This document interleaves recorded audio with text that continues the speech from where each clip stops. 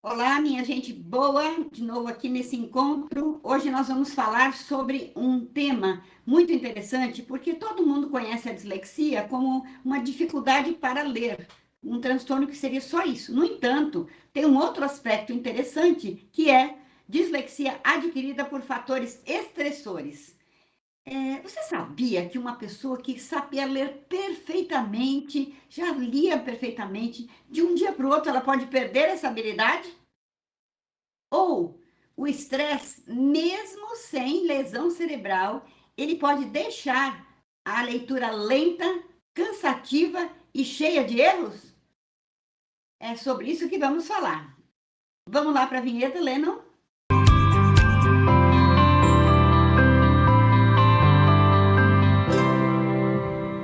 No vídeo de hoje, vamos falar sobre a dislexia adquirida por fatores estressores.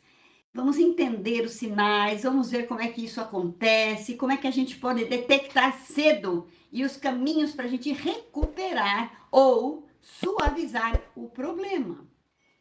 Então, vamos entender as causas, essa detecção precoce que é extremamente importante e quais são os caminhos para a intervenção, ok?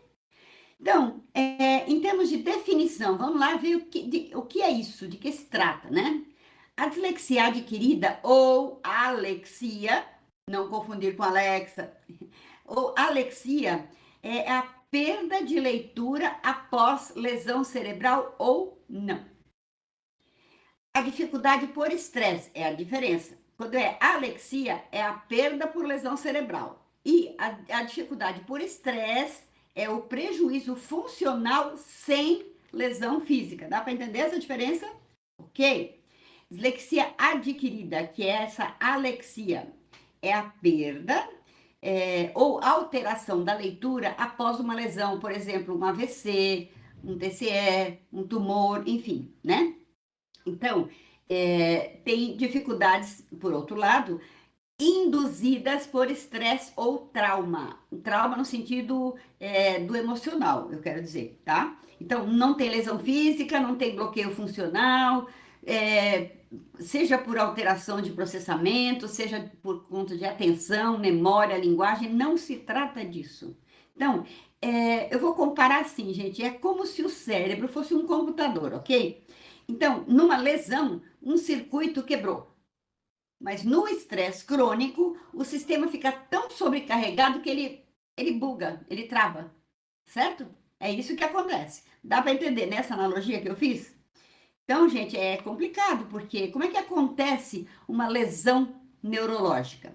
Então, se houver, nesse caso da lesão, se houver áreas temporoparietais aqui e occipitotemporais, que é aqui no lobo occipital, são duas áreas importantíssimas. Isso vai afetar as rotas de leitura. Por quê? Porque a informação chega para nós, qualquer coisa, tudo que vem de fora, entra para nós pelo cerebelo.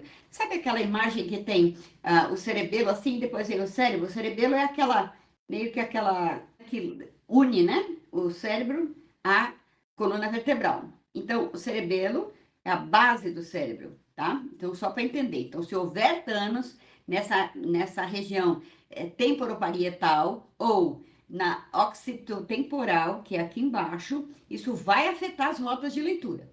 Porque a informação chega por aqui e aí ela é distribuída para onde seja necessário. Por exemplo, a imagem chega para nós, qualquer imagem, a gente está olhando, ela chega para nós por aqui, pelo cerebelo, no lobo occipital, que é a base aqui embaixo, e aí o cérebro capta invertido e ele faz o trabalho de trazer na posição real, tá? Então, isso foi só um parênteses. Então, como é que acontece o estresse ou o trauma, que é o ponto central do que nós vamos falar hoje?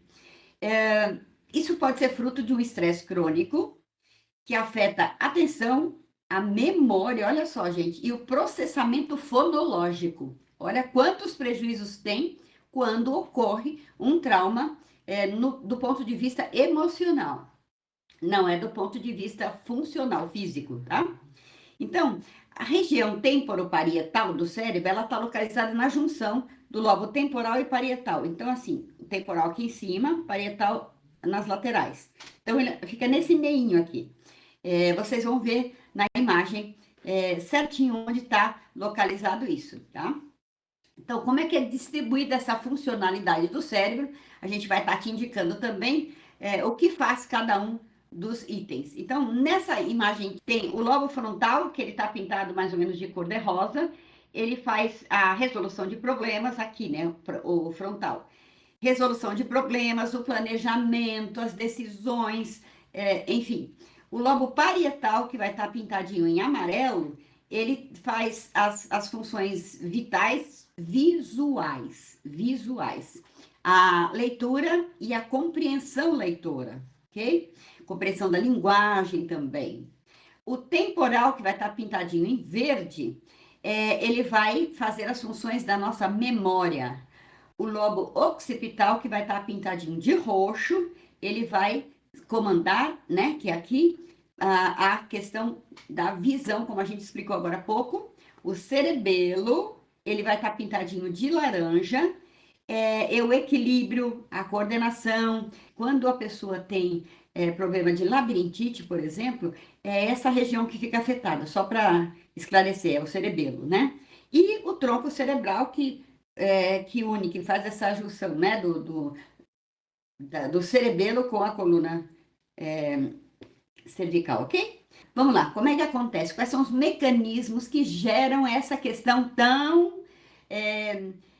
É difícil, é triste, né?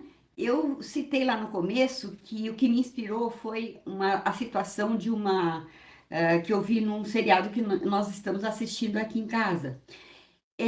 A história de uma advogada brilhante mas não é uma advogada extraordinária, que esse é um outro seriado.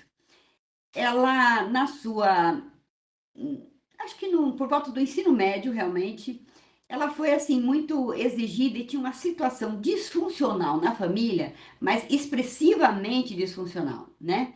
E uma mãe que exigia muito mais do que ela pudesse dar. Ela nasceu gêmea com com a irmã, só que a irmã tinha déficit auditivo absoluto. Então, era surda realmente. E os tios, né, ou seja, a irmã da mãe, né, também tinham esse problema, tanto ela, a tia, como o tio. Então, a mãe resolveu dar essa irmã para ser criada pelos tios. Olha que coisa, né? Então, elas foram criadas separadas. E isso mexeu muito com a menina que não tinha nenhum déficit, nenhum transtorno, nenhum problema de surdez. Mas, como vocês sabem, as pessoas gêmeas são muito ligadas, né? E isso vai adiante, que eu não vou dar muito spoiler da história, é muito interessante. Lá na descrição, depois eu conto para vocês o nome do seriado, que não é o nosso foco agora. Então, vamos lá. Nessa imagem que vocês vão estar vendo agora, tem o estresse crônico ou o trauma. O que que acontece? Ele faz uma sobrecarga do sistema límbico, que é o sistema emocional, prejudicando esse córtex pré-frontal, que é a memória de trabalho e o foco, né? Então, na anatomia do cérebro, o que que acontece? Ele quer ler, ele quer fazer o que necessita, porém, ele está prejudicado, ele está, não é bloqueado exatamente, mas ele fica preso a essa situação, né, do emocional que lhe aconteceu. Então, vocês vão ter a imagem aí de quais são as áreas que são afetadas pela dislexia, combinado? Quais são os sinais de alerta, gente? Bom, o que que acontece? Como é que você pode perceber que alguém está com problemas para a leitura, modificou a forma de ler, está mais lento, está com dificuldade para isso, porém é diferente da outro tipo de dislexia causada por alguma lesão.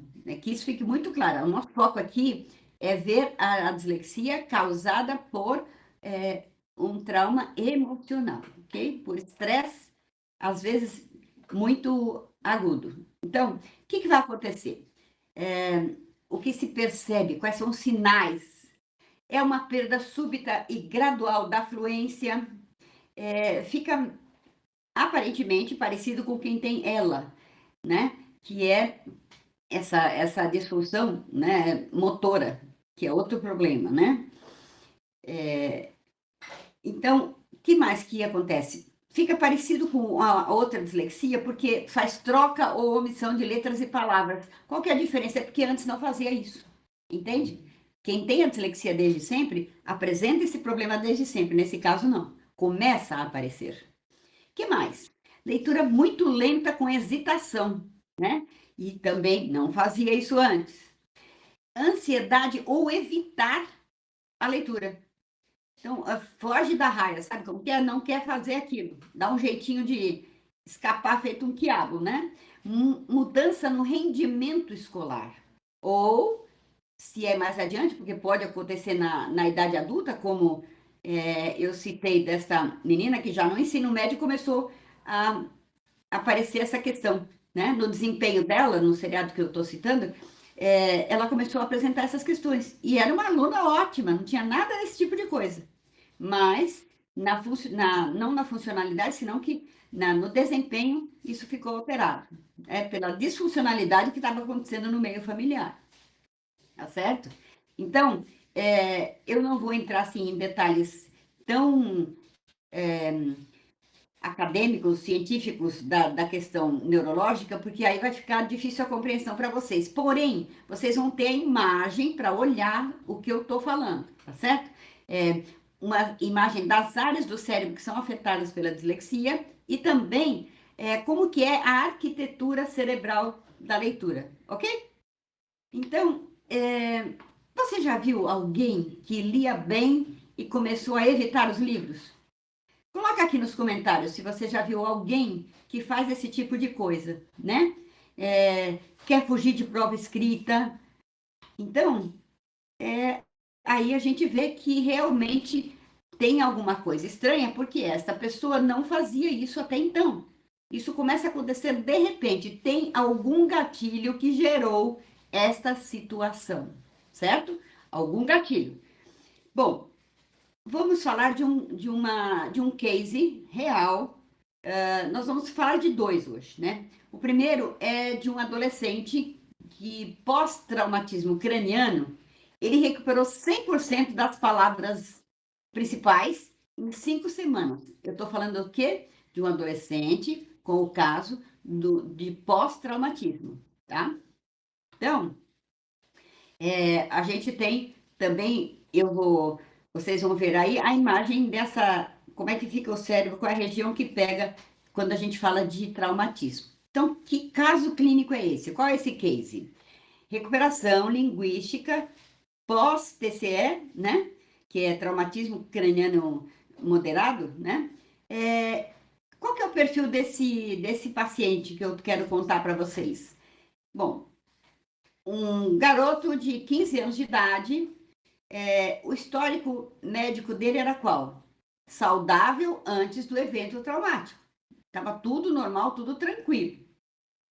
Qual foi o evento que gerou isso? Ele teve um traumatismo craniano moderado após um acidente de bicicleta. Estava ele lá andando todo felizão de bicicleta, de repente ele teve um tombo expressivo e ele perdeu a consciência por aproximadamente 10 minutos. Gente, quando a gente chama de hipóxia, que faltar um pouco de ar, né, no cérebro, o cérebro fica meio que sem funcionalidade, só esses instantes sem oxigenação já é suficiente para causar alguma coisa. Então, assim, se for 1 segundo, é um tipo de sequela. Se forem 3 segundos, é outro tipo. Enfim, tudo depende do time que aconteceu esse trauma, tá certo? Bom, e aí como é que foi com esse menino? Tá bom, caiu da bicicleta, ficou inconsciente. Ele foi internado quando? No mesmo dia, imediatamente aconteceu o acidente, no pós-acidente ele foi internado.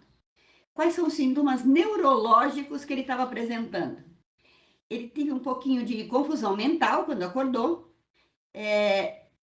problemas com a amnésia retrógrada leve, e dificuldade para nomear objetos. O que é a amnésia retrógrada? Eu não vou falar nenhum termo que não fique claro para vocês, tá? É um tipo de perda de memória que impede a pessoa de recordar, sabe o quê? Informações ou eventos que aconteceram antes de uma determinada situação, como uma lesão cerebral, como um trauma. Então, ela só enxerga para trás daquilo, né? Em outras palavras, a pessoa perde o acesso a memórias é, do passado, né? Então, enquanto a memória de eventos futuros, ela será preservada. Então, não é uma amnésia que vai afetar o futuro, mas que meio que apaga o passado, ok? Vocês imaginam que coisa toda é essa, gente? Que o cérebro da gente é uma maravilha? A gente não dá importância para isso, porque ele funciona. Normalmente a gente acha que está tudo bem, né? Quando uma criança nasce saudável, chora, mama, começa a crescer e começa a falar, começa a andar, nossa, a gente não dá importância. A gente acha legal, fica feliz. Gente, um nascimento saudável, com tudo certinho, é uma loteria, né? É, é a maioria dos casos? Sim, é. Né? Mas a gente não costuma olhar para esse lado. Não é para a gente ficar pessimista, ficar com meninas aí, ficar com medo de engravidar futuramente. Não é assim, não é para ficar com essa neura, não. Mas é muito bonito a gente saber a função de maestro que o nosso cérebro tem. Se alguma coisinha diferente acontece ali, pronto, ele já está com algum impedimento, né? O mais importante é não haver falta de oxigenação nem por um segundo, porque isso vai realmente trazer futuras questões, tá? Nos exames de imagem, numa tomografia computadorizada do crânio, deste menino que nós estamos contando a história dele, que caiu de bicicleta, o que revelou a imagem? Que ele teve uma contusão frontal leve, ou seja, ele caiu de frente, né? Mas não tinha necessidade de intervenção cirúrgica, não seria o caso. Então, qual foi a primeira providência? Depois de cuidar da parte física, né, dos arranhões, etc., porque isso não foi nada grave, ele precisava de uma avaliação fonoaudiológica. Por quê? Porque ele estava apresentando algumas questões na fala, lembra que eu falei agora há pouco? Então, ele estava com. O que deu nessa avaliação fonoaudiológica? Deu um déficit leve, de leve a moderado na evocação, ou seja, não lembrar as palavras-alvo, palavras que se falam todos os dias, nomear objetos, verbos comuns, categorias semânticas. Ele estava meio que hesitando para se expressar, né? Então, essa foi a avaliação fonoaudiológica. Qual é a intervenção terapêutica para este caso? Qual seria? Bom, quando é que ele começou a reabilitação? 3 dias depois do acidente, tá? Que ele já estava em condições de entender, assim, de estabelecer a conexão entre ele e a terapeuta, certo? Então, qual que era a frequência que ele tinha de encontro com a fonoaudióloga? 3 sessões semanais de 45 minutos. Olha, gente, para estragar é rapidinho. Para arrumar, demora um pouco mais, né? A gente sabe disso. Quais foram os métodos utilizados nesse trabalho fonoaudiológico, né? Terapia de nomeação com pistas fonológicas e semânticas, né? Em fonoaudiologia, gente, as pistas semânticas, elas se referem a indicações e sugestões que estão relacionadas com as palavras que ele não está conseguindo nomear, entende? Frases, conceitos, coisinhas que auxiliam, né, no processo de compreensão e produção da linguagem. Ou seja, pistas fonológicas são dicas, né, que a gente dá. Você fala alguma coisinha ou outra para o cérebro começar a fazer as sinapses, as ligações, certo? Muito bom. O que mais que ele fez lá nas sessões de fonoaudiologia? Ele trabalhou com jogos de associação verbal e categorização dos objetos em relação ao que ele ao que ele tinha que falar, nomear, reconhecer. Reconhecer, reconhece, mas não sabe expressar. Treinamento com imagens, palavras-alvo. Quando eu digo palavras-alvo, eu estou dizendo das palavras principais que a gente costuma usar para se comunicar, tá? É, mas isso assim, personalizado, no caso específico dele. A profissional sempre faz, a profissional de fala, ela trabalha exatamente em cima desse tipo de coisa. Ela tem todo o instrumental, todas as ferramentas que é para trabalhar com isso, ok? E mais, estímulo à conversação espontânea e também à narrativa, estimulando isso, sabe? E aí, como é que evoluiu esse menino? Na primeira semana, ele teve uma recuperação de 40% das palavras-alvo, tá? Na terceira semana, ele já estava com uma recuperação de 80%, porque lembre que ele estava indo com uma frequência boa, né? Nas sessões de fono. Na quinta semana, ele recuperou 100% as palavras-alvo, com um desempenho equivalente ao pré-trauma, ou seja, ao que ele, a condição normal dele. Então, isso é quando existe um trauma que não gerou uma lesão definitiva, entende? Foi um trauma de espectro leve a moderado, ok? Esse foi o caso desse menino. Conclusão, em relação a esse paciente que caiu da bicicleta, esse menino, ele apresentou uma recuperação completa da linguagem expressiva em 5 semanas. Isso é muito bom, né? Com uma resposta muito boa, uma resposta excelente à intervenção da fonoaudiológica, foi precoce e intensiva. Precoce, como assim? No sentido de que ele foi acudido logo e fez esse retreino para poder recuperar o mais rápido possível. Então, esse caso, minha gente, vai destacar, vai trazer para nós como se legitimasse a plasticidade cerebral nos adolescentes. E lógico que também a importância, né, personalizada em déficits pós-traumáticos, ok?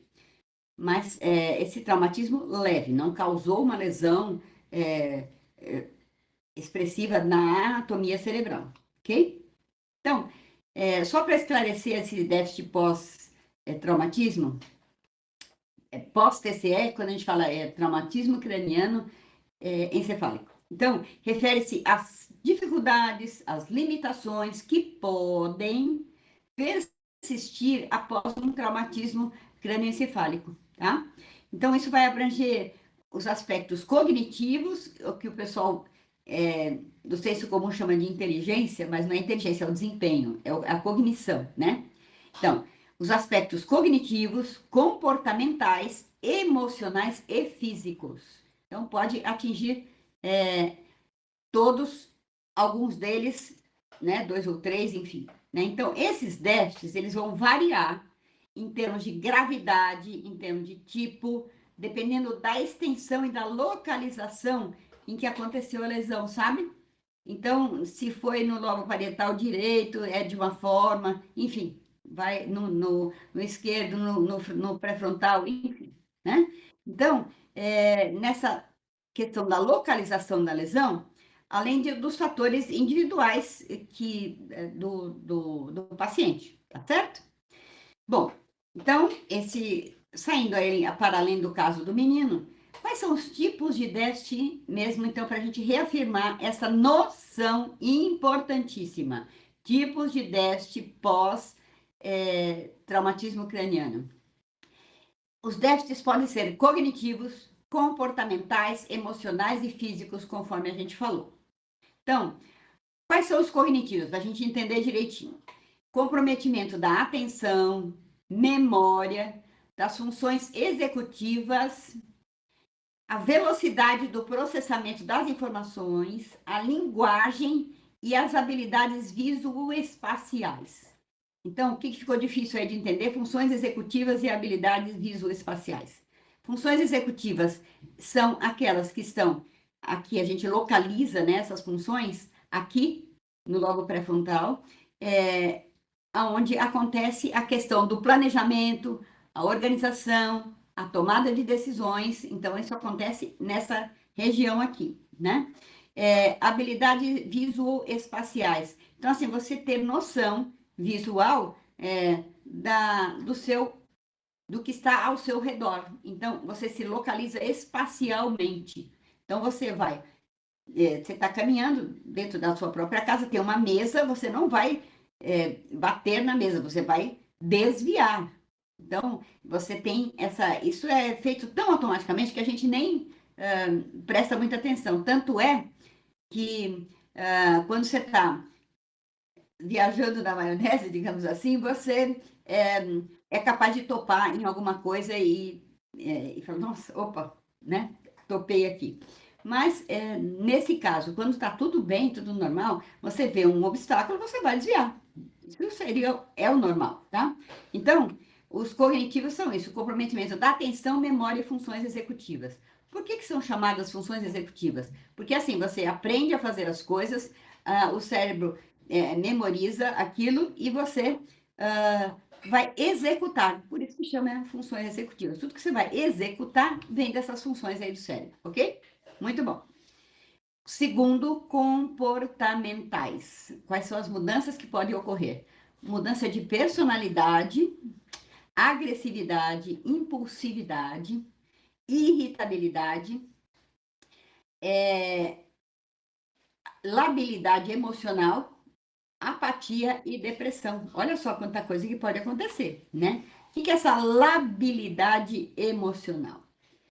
Tudo que a gente não conhece comumente, eu vou explicando por aqui. Aí vocês vão ampliando o seu universo de conhecimento. Isso é importante também, né? A gente ter mais e mais coisas na nossa bagagem de aprendizagem. A labilidade emocional, ela vai se manifestar como oscilações bruscas de humor, não chegando a ser uma bipolaridade, não tem a ver, tá? É algo que é temporário em função do que aconteceu. Nós estamos falando de coisas diferentes, tá? Falar sobre transtornos comportamentais, como isso que eu acabei de dizer, essa bipolaridade, não é o nosso foco, né? Afinal, eu sou uma terapeuta da aprendizagem, não sou uma psicóloga, né? Uma neuropsicóloga, eu sou neuroeducadora. Então, oscilações bruscas de humor, essa labilidade emocional, é, com pessoas que estão experimentando essa oscilação, né, no acontecimento, mas isso se produz e fica por um curto período de tempo, gente.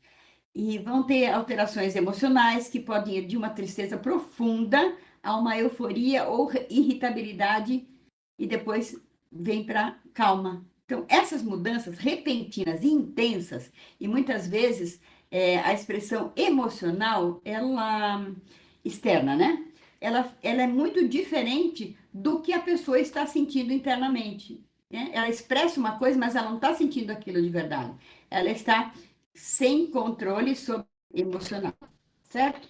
Vocês também não guardarem o que é a labilidade emocional, o que importa é saber que vai haver essa instabilidade e que isso é temporário na medida em que poderá ser tratado, certo? Então, nós falamos dos cognitivos, agora falando dos emocionais, mais especificamente. Vai gerar o quê? Como a gente falou, para resumir, ansiedade, depressão, alteração de humor e dificuldade de lidar com as suas próprias emoções. Olha só o que uma dislexia adquirida pode causar, né? Vocês não conseguiam imaginar isso, não é verdade? Então, dentro do cérebro, se alguma alteraçãozinha ocorre, realmente vai causar coisas que a gente fica pensando, nossa, tal pessoa tem, é, é, sei lá qual é o problema dela, está acontecendo alguma coisa estranha com essa pessoa, ela manifestando dessa forma, a gente vai perceber, né? E aí só os especialistas podem lidar com isso. Alterações físicas, fisicamente, pode dar problemas de coordenação motora, equilíbrio, fala, visão e audição, além de dor de cabeça bem excessivas, tipo enxaqueca mesmo, cansaço, fadiga, e também pode atingir e dar distúrbios do sono. Olha só. Então, quais são os caminhos para a intervenção nestes casos? A curto prazo, o que a gente precisa? De adaptações escolares. Esse indivíduo vai precisar de tempo extra. A gente pode utilizar audiobooks, E, principalmente, para que esse processo possa fluir, da situação não boa para uma situação de normalidade, a redução dos fatores estressores, né. Quanto mais reduzir os fatores estressores, mais a gente está caminhando para essa recuperação, certo? Bom, isso a curto prazo. A longo prazo, eh, a gente fala da reabilitação MOR, que é o treino fonológico, né. O que que é importante, minha gente, é detectar precocemente, ou seja, quanto antes melhor. Não demorar para acontecer esse atendimento. E aí, é importante que quem está lidando com essa pessoa que aconteceu a questão, é cronometrar a leitura, por exemplo. Esse passo a passo é legal. Observar quais são os erros, as mudanças e também ir registrando esses padrões, sabe? Então, o passo a passo qual é?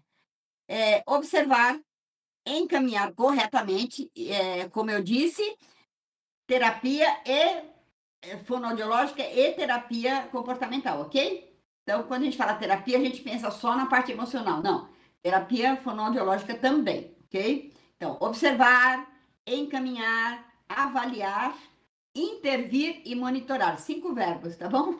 Sem querer, deu 5 verbos aí. Vamos agora para um segundo case, que é de uma senhora, um caso real, de uma senhora de 86 anos, que pós-AVC não hemorrágico, ela retomou a leitura funcional através do quê? De um treino diário. Então vamos lá na história desta senhora, com o nome fictício de Dona Sofia. Dona Sofia e a reconquista da leitura aos 86 anos, pós-AVC isquêmico, não hemorrágico, ok? Então, Dona Sofia sempre foi muito apaixonada pelos livros. Ela gostava muito de ler. Antes mesmo do café da manhã, era muito comum que ela já estivesse na varanda lendo jornais, romances, cartas de amigas. Então, um dia, Dona Sofia sofreu um AVC isquêmico, como eu disse, que afetou algumas áreas do cérebro. Qual área? O lobo occipital e o têmporo parietal do hemisfério esquerdo, ok? Que comanda o reconhecimento visual e das palavras. Ou seja, olha a palavra, mas não consegue reconhecer, não consegue ler aquela palavra. E a associação com os sons. Então, depois desse episódio, ela acordou, teve o AVC, mas ela acordou lúcida. Mas ela percebeu que ela não conseguia mais ler. Então, as letras pareciam que estavam embaralhadas, né? Vou até pôr uma imagenzinha dessas letras embaralhadas. E mesmo conhecendo cada uma das palavras isoladamente, ela não conseguia formar as palavras. Ela conhecia as letras, mas ela não conseguia fazer a junção e formar as palavras. Olha que coisa maluca, né, gente? Então, qual que era o diagnóstico? Alexia adquirida, ou seja, aquele tipo de dislexia adquirida que a gente citou, né? Lá no início desse nosso encontro de hoje. Bom, no começo, gente, a frustração dela foi enorme. Por quê? Porque Dona Sofia adorava ler, né? Então ela disse para a filha dela: olha, se eu não posso ler, se eu não puder ler, parece que uma parte de mim se perdeu. Ô, dó, né, gente? Que coisa, imagina como ela estava se sentindo. Então, a equipe de reabilitação, que era a fonoaudióloga, a terapeuta ocupacional e a neuropsicóloga, nesse caso, 3 profissionais, os 3 traçaram um plano de intervenção baseado num treino diário com a dona Sofia e fazendo uma estimulação graduada, ok? Então, o que esse programa incluía? Reconhecimento das letras isoladas, primeiro.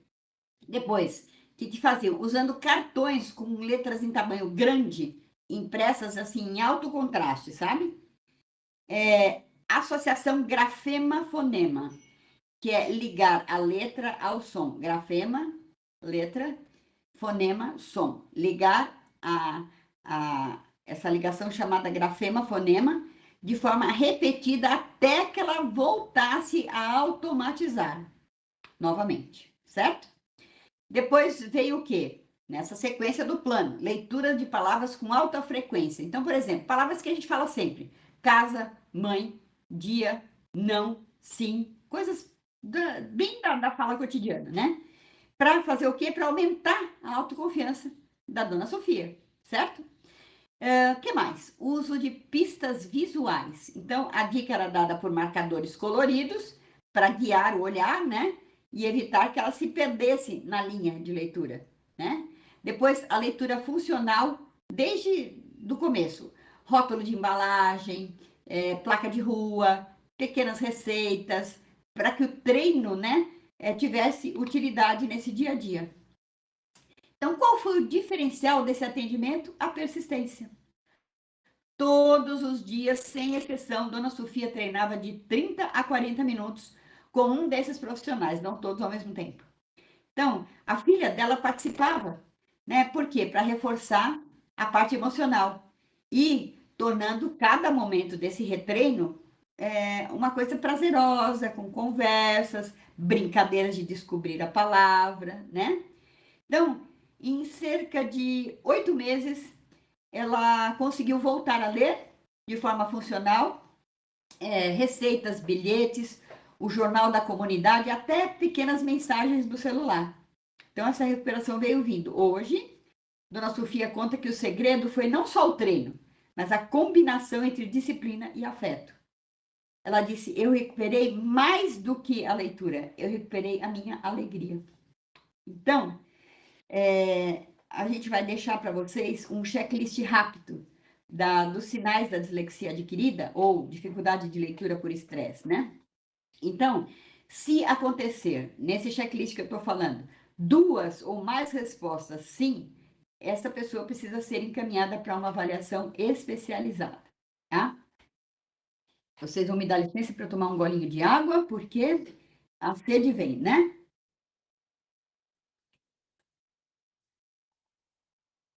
É muito importante que nós possamos alimentar, não é?